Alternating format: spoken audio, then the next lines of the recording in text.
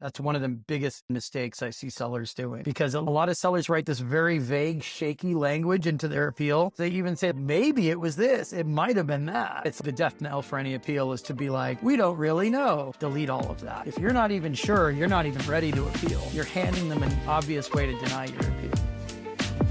Hey everyone, welcome back to Action Insights. My name is Elizabeth Green and I am on today with a guest, Chris McCabe, former Amazonian and founder of e-commerce Chris. Chris has been in the restoration stage. Reinstatement strategy, reinstatement appeals business, 7.5 years, I think. If you add because the consulting we do with seller performance type work, policy, suspensions, performance, it's pretty much the outside of Amazon version of what I did for Amazon in seller performance with suspensions of accounts and judging them for reinstatements, judging appeals. So if you add the Amazon years and these, you're probably somewhere around 14 years.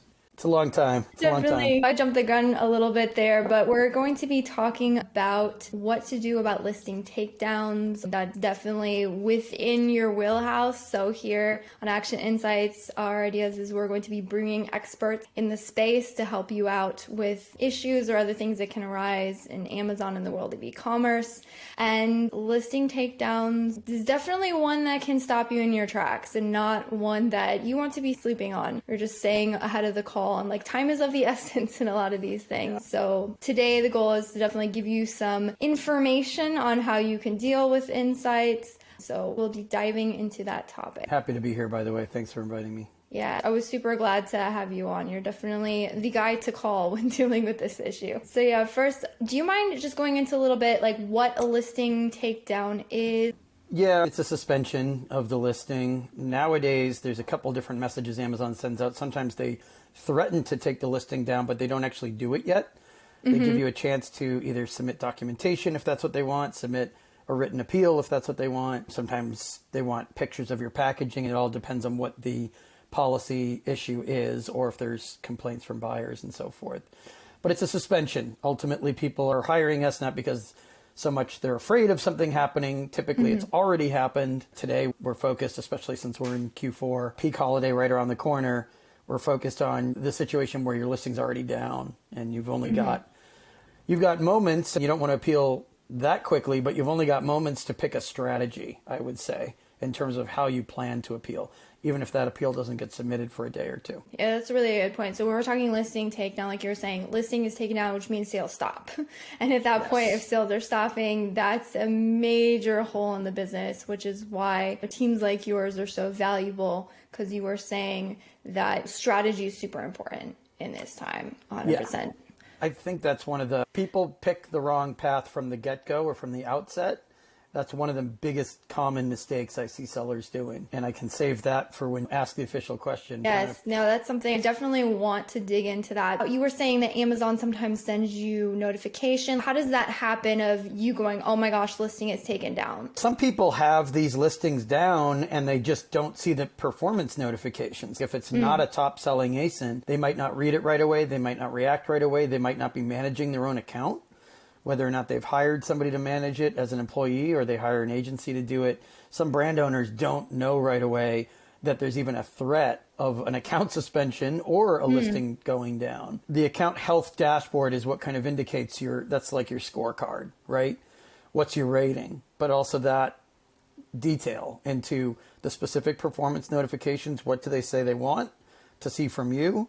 Are they just sending you a warning saying, hey, we're doing our own independent review. We're taking this listing down for 48, 72 hours. Don't appeal. We want to take a look at some stuff. And maybe that means they're going to pull some inventory out of FBA, open it up, inspect it. But usually they want you to counter that notification by submitting something back. At least an invoice, at least info tied to your manufacturer or the supplier of the item, like some basics. They might not want a full-fledged plan of action or a POA as it's known. Saying the health dashboard is definitely something to keep on top of. Yes. And if it's not just getting a notification and making sure that you're keeping an eye on your account health dashboard, sometimes account health reps will actually reach out to you by phone and they'll call you and say, we've seen a couple of these unresolved notifications, especially if it's more than one, whether it's in 2 days or 2 weeks. If you haven't really taken any action, you will queue up for a review part of that review could be they call you. They can't call everyone, but they might see multiple ASINs that need to be addressed. Essentially, when they reach out to you to fix those, maybe they don't say it, but they might be sizing you up for an account-wide suspension. And that's the really important thing to understand. Yeah. So you're saying if you do not pay attention, it can snowball, and in fact, most likely will snowball. Yeah. Now they've got this account health rating, which is new, poorly understood at this point. But your rating's going to be worse if you don't respond to things. Obviously, none of us know the exact algorithm for how they assess this.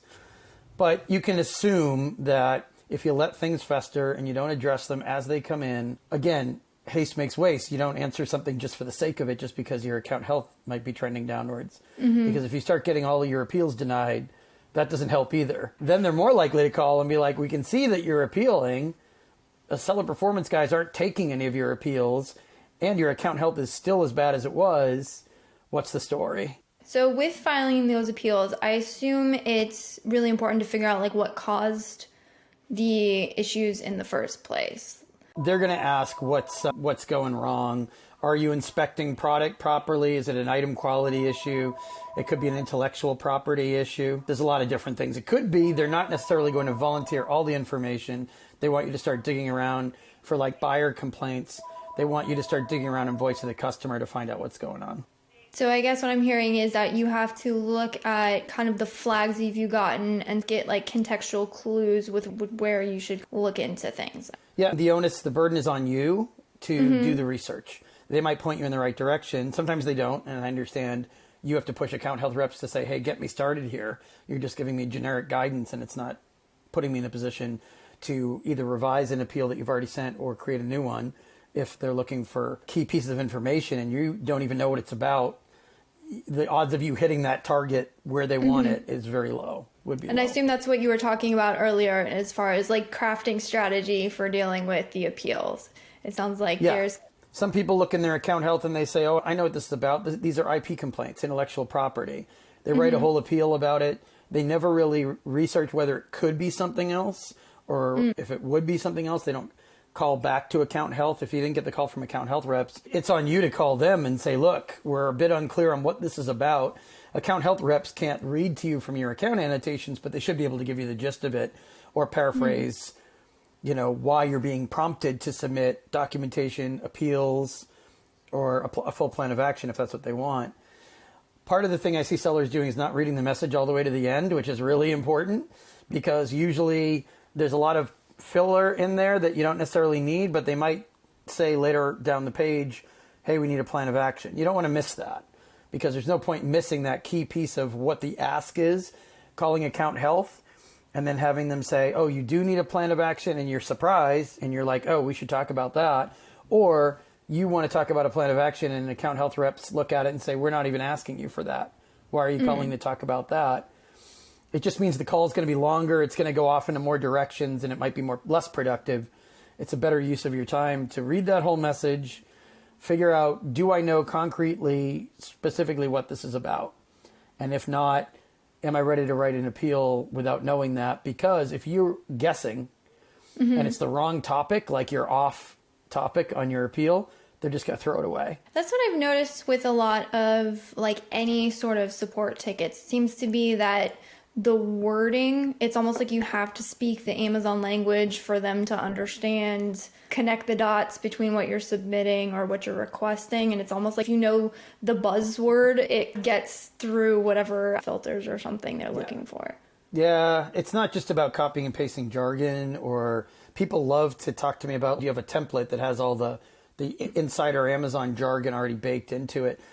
If they see too much kind of copy and paste content, they're less likely to read it at all, which of course, if they're not going to read it, that means a denial. And you don't want to lengthen, especially at this time of year, lengthen the number of appeals or extend the time period that you could be suspended on your top selling listing. Because in theory, you've been building up to this moment the whole year. And Amazon doesn't really press the pause button. Oh, we're not going to suspend anyone until November 30th or until December 31st. It doesn't work that way. For them, this week is the same as any other week. And it's the busiest time for appeals, so they might take longer just to read it. So you have to make sure you get it right the first time for that reason. So yes, there is some truth to the statement that you have to speak their language because they only have so long to read it. So if you start throwing words at them that don't make sense, that makes sense to you, like you start throwing a bunch of manufacturing terms at them, but they're like reading your appeal for due diligence or quality control, straightforward language, 2 or 3 sentences per bullet, a 1-page document. If you get them lost in the minutia and they don't even know what you're talking about anymore because you're talking about category specific stuff or industry specific stuff, they lose interest. And once they've lost interest, you've lost your audience. That's why. But I wouldn't just pack it with, oh, this 2-word phrase, this 3-word phrase, because they're going to say, oh, they're just doing fill in the blanks. Yeah, seems like you were saying, like reading to the bottom of the page, fully understanding who it is that you need to talk to. It's almost like how people talk about copywriting. It's not exactly like that, Right. but it's know your audience, know who you're talking to, know what your message needs to be. If you get it off on square one, your message isn't going to hit what you need it to in this point. It's really important to get the message to hit because you want to be able to make sales. And don't make assumptions and don't guess, because there's no shame or there's no problem in calling account health and saying, before I appeal this, there's way too much on the line. I've got X number of units in FBA, and last November we did this many units a day in sales. I can't risk getting this wrong. You guys have to tell me what it is. Here's the message that we received from Amazon. More often than not, it's murky, it's generically written, there's lots of room for interpretation. Make sure they interpret it for you in a way that makes sense. If it sounds like they're guessing, then obviously disconnect, call back, talk to a different rep. Hopefully you're talking to reps based in the US. Reps based in India that work on the account health teams, I hear them guessing all the time. And I can tell that they don't know any more about what's going on than the seller does. And that's a real alarming problem and trend. But for the moment, let's assume that they do see something annotated on the account and they can give you some guidance. Make sure you're making notes while you're talking to them. Don't do it all from memory. Even jot their name down in case you need to call back and reference your conversation with that person. But take specific notes because you're going to need that. They could be rehashing what they see annotated on your account or paraphrasing it for your benefit. And if there's a key detail there that you miss, it won't show up in you're just increasing the odds it gets rejected. Yeah, those are some really good tips. I think maybe it would be good to touch on some of the most common reasons you've seen for listing takedowns, and then we might go into, again, more of like kind of the details on like how to file the process, where would you file, what do those steps look like? There's all kinds. Some buyers file inauthentic item complaints. Doesn't necessarily mean that they're challenging the authenticity of the product. It could be your private label branded product, so it's not that you're being accused of counterfeit. It might just be that they're challenging the quality of that item based on what they saw on the detail page. They might have expected something different, something better, something more functional. Could be a lot of things that go under inauthentic. A lot of sellers get that message and they don't know why it says inauthentic. It's a poor term that Amazon's using. But it could just be a simple condition complaint. That's why going into voice of the customer is so crucial. Looking at return reasons is crucial. You might get a lot of good ASIN level data just by digging through reports and Seller Central. We touched on intellectual property. Obviously, could be copyright, could be design or patent. You could be accused of violating another brand's trademark. If they think it's counterfeit, of course, that's automatically an intellectual property complaint. Again, sometimes they tell you there are intellectual property violations on your account or on that ASIN, and they don't tell you what they are. So again, that's where phase 2 is you're doing some research. But beyond that, safety complaints are huge. They're blasting out all these requests for, hey, fill out the safety questionnaire. A lot of people run through it quickly and check all these boxes without understanding the potential consequences. You might be admitting to something that didn't happen. I understand in Q4 you might think, well, I have to do whatever they want me to do. They've got me over a barrel here. If I can check off these boxes and get the listing reinstated, I have to do it immediately. We're losing so much.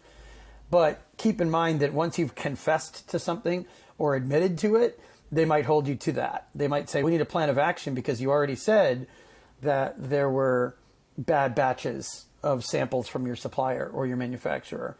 So you want to be careful what you write in those questionnaire answers. Beyond safety, beyond item condition, item authenticity, and intellectual property, it's mostly compliance issues, detail page violations. Lots of people still don't know what the policies are for detail page creation or even just images. People make some rookie mistakes on images depending on how long they've been around. Some brands hire agencies to manage all that for them, and the agency might not have a compliance arm. So the agency might be making the same mistakes that the seller would have made if they were doing it themselves, which is an important question to ask anytime you're hiring a service provider, not just asking their background, which goes for us as well. Just because I worked at Amazon doesn't mean I know everything associated with all listing creation, ASIN variations, flat files, category listing reports. There's things that I don't touch every day either.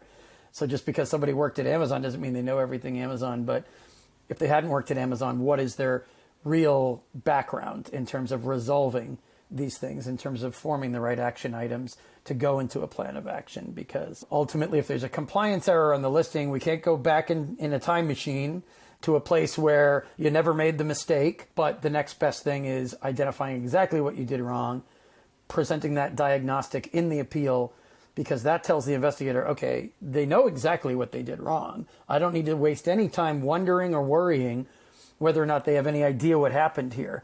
Because a lot of sellers write this very vague, shaky language into their appeal. And sometimes they even say, maybe it was this, it might have been that. And it's like the death knell for any appeal is to be like, we don't really know. We asked you guys and you guys didn't tell us. So it might have been this, it might have been this, or it might have been this. And I'm like, delete all of that. If you're not even sure, you're not even ready to appeal. You're handing them an obvious way to deny your appeal. It really depends how much specifics are in the notification. It is possible it's just an Amazon mistake. Everyone loves to ask, what if none of those things apply? There's no item quality issues. We have no high return percentages, nothing in voice of the customer, no condition complaints, no quality complaints, no safety issues. Get back to Amazon and say, look, I got a generic message from you guys saying that this listing's being reviewed, or it's been reviewed and it was taken down. We did the research. We looked. We don't find anything. Is this a right click error where they copied and pasted the wrong message to you? It happens. People will send a message that has absolutely nothing to do with why your listing's down. Again, no shame in reaching out to account health to confirm this isn't adding up. This looks a little sideways. Please confirm that we were sent the right message or that the message wasn't sent in error. Ultimately, if they don't see any sign of a real investigation, and they don't even see a justification why you got that notification, you can at least once appeal it as an error. Okay, there's really nothing. You guys have told us that there's nothing there that indicates why you took our listing down. Maybe this is a mistake. Again, be judicial with the use of maybe. This looks like a mistake. Please reinstate us. See what they... It sounds like you're saying repeal. So I'm assuming, just based on what you're saying, the process, and maybe you can walk us through it, is like you get the notification, you see it, and at that point, sounds like you're reading it, and then you're probably formatting some plan or at least asking for clarification. Is that pretty much the next step? Yeah, it's important to read the message all the way through, just because you got to know if they're asking you for an appeal that requires a plan of action or not, because you're not doing the 3-box format, root causes, immediate steps taken, future prevention steps. You're not doing any of the plan of action formatting if they're not asking for that. And there certainly aren't any preemptive, proactive POAs anymore. They have to ask you for one for you to produce one. Now, some written appeals don't even need to be that long. If they're just asking you for documentation or for you to explain why you got a certain kind of complaint, they're not necessarily looking for a plan of action. They want to just show that you've done some research into why you got complaints, why another brand is pushing Amazon to take your listing down for a rights ownership violation. It's going to be formatted differently depending on what the topic is. But yeah, do the due diligence ahead of time. Do as much research as you can ahead of time. Formatting the appeal is really up to Amazon to tell you what they're looking for. Usually there's a button in Seller Central that you're pushing and you're copying and pasting your appeal in there. Got it. Is there like a good structure if you're replacing, or you're giving an appeal? Is there like a format? Not generally speaking, for different kinds of appeals, it might vary, but generally speaking, no long paragraphs, bulleted points, or numbered 1, 2, 3, 4, 5, each one, a couple of lines. Make sure there are details. Make sure it's not just promises or general statements or things like, we will do this, we will do that. They just assume you haven't done it yet if you say will, like it's the future. And also, if you just say what you're going to do, but you don't explain how, or what method, or what steps, or what kind of delivery or execution you'll have on those action items, then they're just going to send you that message back, we need more details, or we need more info. A lot of people get a message back that says, you haven't sent us sufficient info, so we can't reinstate your listing, or your whole account. What they really mean is like, you might have given us some of it, but you didn't explain in any kind of detail, comprehensively, and effectively how you're going to make sure this doesn't happen again so that we won't need to come back to you again about the same thing. It'd be a lot easier for everyone to explain if at the last paragraph of their message or at the first line, they would say, we don't want to have to come back to you again for this. It's bad for you. It's bad for us. It's bad for buyers. It's bad for everybody. Get it right the first time. Make sure every step you give us conclusively solves this problem. You're not experimenting. You're not guessing. You know what's going on. You've convinced us you know what's going on. And maybe that's a good quick sidebar. Be convincing. Don't sound unsure of yourself, because they'll think this is like half written. They need to go back and find 6 more reasons why they're sure this is going to work, then write that out, and then tell us. That kind of goes back to your point about don't be afraid to ask the question if you're unsure, if what you're finally supposed to be submitting is something that's very concrete, very specific. It sounds like it's important to know what you should be specific about before you even start to write it. Yeah, because there's the risk of being off base and off topic and writing the wrong thing. We saw some appeals. Somebody recently hired, I don't know if it was a law firm or some other consultant. There was all this stuff. It was too long. And then we looked at it and we were like, this is mostly filler. It looks like the person they hired to write the appeal was trying to cover all potential eventualities, like maybe this. So to err on the side of caution, they packed it full of everything. So there was this whole section about improving customer service, which had absolutely nothing to do with what was wrong. But they left it in there just because of trying to make the golden shovel stuff, right? If it's longer, it looks like more thorough. The longer you make it and the more you pad it with filler, the less likely they are to read it. And if they start finding content that's not even relevant, they're like, oh, they found some shop that does copy and paste generic stuff. They didn't even know what to include and what to throw away, so they just threw it all at us. They're wasting our time. Why would I read this? So It sounds like the reinstatement team is very busy, so don't waste anyone's time. It's IPH, investigations per hour. They're all on the clock. So I've always looked for the best example or parallel to this. Think about like telemarketers who are cold calling everyone, calling their phones, and they have to do a certain number of calls per hour. It's the same concept, except they're on the receiving end. They're getting the message from you. They still have benchmarks every hour. Lots of times they reject appeals and they're in such a hurry they don't even annotate your account. And you can tell because you call account health reps and they're like, we don't know. There's nothing here. I can't tell you why they rejected it. Why is that? Why would they deny your appeal and not even tell you why? Because haste makes waste. They're in a huge rush. Apparently nobody above them is taking the time to inspect the quality of their work. Otherwise, a lot of these misses and gaps wouldn't happen. I would say 3 or 4 out of your calls to account health now, you'll ask for, can you summarize the annotations or give us the denial notes or rejection reasons from our appeal? 3 or 4 times out of 10, they're not even going to see anything there. You're going to have to prod them for, why is there nothing here? And don't just give me your opinion on my plan of action. Why is seller performance allowing their own people to just skip over stuff and not even answer? Sometimes you don't even get a reply to your appeal. Or whether they admit and own up to it or not, you can tell that there's nothing annotated on your account. There's no evidence that a review happened. So it sounds, be concise, make sure you make it easy for them to say yes, so they have all the information in front of them as succinctly as possible, and then follow up. Yeah. And sometimes they just don't know what they want to do. They don't understand what you're saying. They don't know if they want to reinstate you. They think there might be a risk to that reinstatement. So they're erring on the side of caution just by denying it. So all other things being equal, if they're on the fence, they're going to reject it. And they're going to kick the decision down the road for somebody else to make the call, take the lumps, right or wrong. They don't want to be on the hook for it. So they can always just make an excuse and just say, hey, we need more information. Maybe there's not that much information left that we can ask for, but we need more. And they don't have to quantify it. They can just reject it. The burden's always going to be on you. Like when you call account health, make sure you're the one running that conversation. Make sure you've got your questions written up in advance. You're taking meticulous notes. If they start taking you in circles, or if they sound like very hazy on the details, or if they start giving you generic advice on, I don't know much about that, but I'll tell you how to write a plan of action. Take that conversation back. Reel it back in. Reel that net in and throw it back out into the ocean and make sure you get a better answer, because it means they're deflecting and they're not really interested in helping you. If they wanted to help you, they'd admit that something huge had been missed on the Amazon side. Right, which I doubt rarely if ever happens. That would be fewer than 3 times out of 10 that they admit it. Sometimes they'll look at your appeal and they'll say, I agree with you. I think everything's here. I have no reasonable explanation for why it was rejected. I don't see any annotations or any notes here. Sometimes they are honest. The problem is at any given moment, they could have somebody listening in on their conversation with you for quality assurance purposes, as we always hear when we're on hold calling things.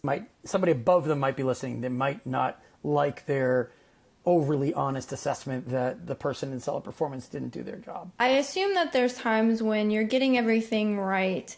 Are there instances where it's really not possible to reinstate a listing? Maybe you did have a very dire violation and it's just not something Amazon's wanting to serve up to their customers. And some people are asked for compliance documentation like a certificate of analysis or ISO certified lab results, and they don't have it. If you don't have the compliance documentation or results that they need, then yeah, that's impossible. In theory, you can go get it, but it's impossible to resolve on the spot. Some people don't realize they're breaking the law. So if there's something illegal happening, that's not an Amazon policy issue, that's a law issue. And some people are selling products that require obedience and compliance with certain laws, and they don't know those laws. Why that's happening for a manufacturer of certain products, I can't tell you. But there are people that approach us and say, hey, we keep appealing and it's getting rejected, and Amazon just says they're never going to reinstate this, and that's the final word, and they're not going to answer anymore. Why is that? What's going on? Why won't they read our appeals? And we'll look at it and say, it's because you're doing something that's not legal. Sometimes it's just restricted products. And it's just that Amazon won't let anyone sell those items. It's not just you. And if you see other people selling them, it might just be that Amazon hasn't taken those listings down yet. Just because you see something live on the site for half an hour today doesn't mean that everyone can be jumping in and selling those things. Some of it's just, you can sell these legally, but you can't sell them here. Amazon doesn't want these products for its own reasons. They've made their own decision. They don't have to explain it. It's a high-risk marketplace in ways like that, in which you could potentially, that's why we're always telling people, don't put all your eggs in one basket. Try to diversify categories. If you only sell one SKU, you only have one kind of product you manufacture, then okay. But any way you can diversify in different categories is welcome, because Amazon could totally change how they're regulating a certain category of product overnight. They don't necessarily give you 60 days to sell through inventory and not reload. So some products are just restricted, and they might say, we'll think about listing these again next year, but they're done for the year type thing. Are there certain categories that you find, and you may not, but that you would say are a little bit more risky but require more, say, certifications, or there's more due diligence on your part? Anything that involves FDA compliance, consumables, right? Anything you're ingesting, topical ointments, health and beauty products, anything that's listed as a medical device. There's been a lot of controversy and dispute over, is Amazon putting too many products in the medical device category that don't belong there. A lot of brands we've talked to aren't, like, maybe it's a product that has EPA compliance associated with it, but they don't have an EPA schooled attorney who's working with them on it. Or like I said a moment ago, the FDA. There are some areas of compliance where these are legal issues, you need an FDA expert attorney. It can't just be a general practitioner attorney to assess whether or not the messaging you're getting from Amazon is legitimate. Just because you didn't need something 12 months ago doesn't mean you won't need it next week. I think that's the most important take from this conversation.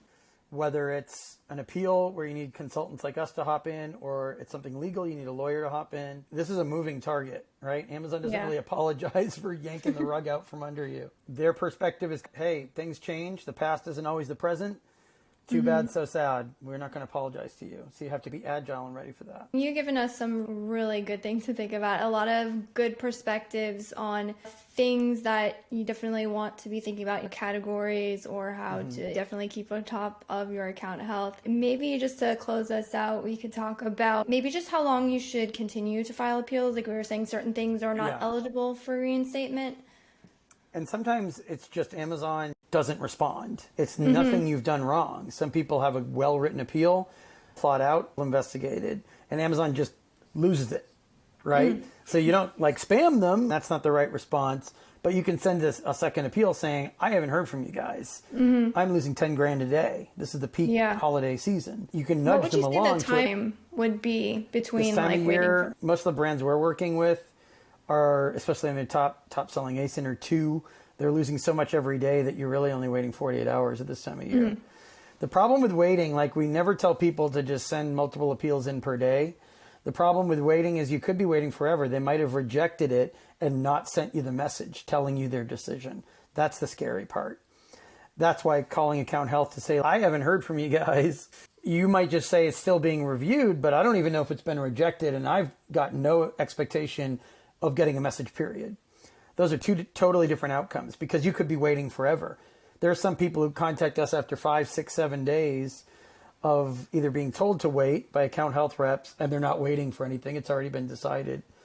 Or they're just waiting on their own. And we don't know why you'd wait that long when you're losing that much per day. It tends to make you anxious. It tends to drive you to make poor decisions on future appeals. And you don't really have to wait like that. Of course, this is the busiest time of year. Of course, they're backed up right now. Doesn't mean you should, again, be active, be an active participant in the appeals process, not passive. And just like everything else in life, if they tell you something, take it with a grain of salt. Maybe fact check that by calling back and confirming it with a second rep. You can't just wait. You have to definitely be proactive. Sometimes they do write you back and say, look, this is not something that we want you to sell again. And it's not because of restricted products violation issues. It's because you've appealed it too many times, like you were saying. Some people send 3 or 4 or 5 or 6 appeals before they even get the hang of appealing. You don't learn by doing with appeals. That's like the worst strategy you could possibly come up with. You don't learn by delegating to your most available, least competent employee who just happens to have the ability to slap something together. If it's a crisis, you don't want your VA writing something up for you. It doesn't bode well for your appeal. So some people are literally burning through all their appeals opportunities, and they get it right on the 7th try, and Amazon's not entertaining them anymore. They just push them back. That's a bit of a different, you can still solve that, but solving it through Seller Central or through the generic seller performance email queues is a lot less likely. So when at all possible, stick with account health, get it right the first time if at all possible. If things are going wrong and you're not even modifying your appeal and you keep getting rejected, it's time to stop trying and to press pause and figure out how can this be improved. Whether it's my service or others, there are people out there who can give you a 30 or 45-minute opinion on the quality of your appeal. And if that person shreds your appeal, which I sometimes am forced to do, honestly, if people are paying us for our expert opinion, we have to be as direct as possible with it. Listen to that constructive, as long as it's constructive, of course, listen to that criticism, because that could make the difference between a successful reinstatement. I can't tell you how many people have changed gears, reverse course. Their first 3 appeals are out the door. The 4th one is much better, much tighter, who successfully reinstate at that point.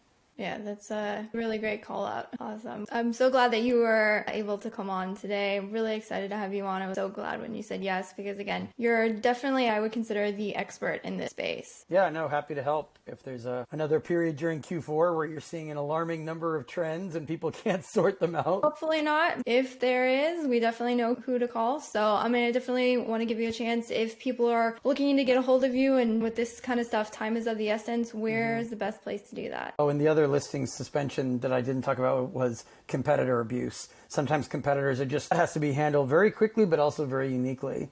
And we can walk you through that process at eCommerce Chris. The intake form that we have is at support, support, at ecommercechris.com. Also, I'm working 7 days a week till the end of December. So weekends might seem like there are times where Amazon's not working that much, but of course, seller performance is 24/7 and global, throwing stuff at the wall to see what sticks. And they try multiple times, and at some point they get your listing suspended, and that's what encourages them to keep doing it. So maybe I'll lead with that. If you feel like there's enough evidence there that you're being attacked by a competitor, that has to be handled very quickly, but also very uniquely. We know that you need a service, like probably at nights and over weekends, because there's just too much money on the line. A lot of people are using Q4 to recoup weaker sales in the rest of the year. And this is our, 7th or 8th Q4, so we understand. Yeah, and there's some brands that Q4 makes their whole year. And don't be shy with details. If you can give us the notification, then it saves us the step of having to ask you for it. If you've already written an appeal and it got rejected, no shame in putting in that email to us, because if it's not me, I've got a staff of people who are going through those and who understand how important it is to get off on the right foot with these. Yeah, definitely. So we're going to leave all that stuff in the description below. If you need Chris and his team, which of course things are going swimming, we hope you don't, but if you do, we'll make sure that you get access to that information. Thank you. All right, thanks so much for coming on. I really appreciate it. It has been a super informative.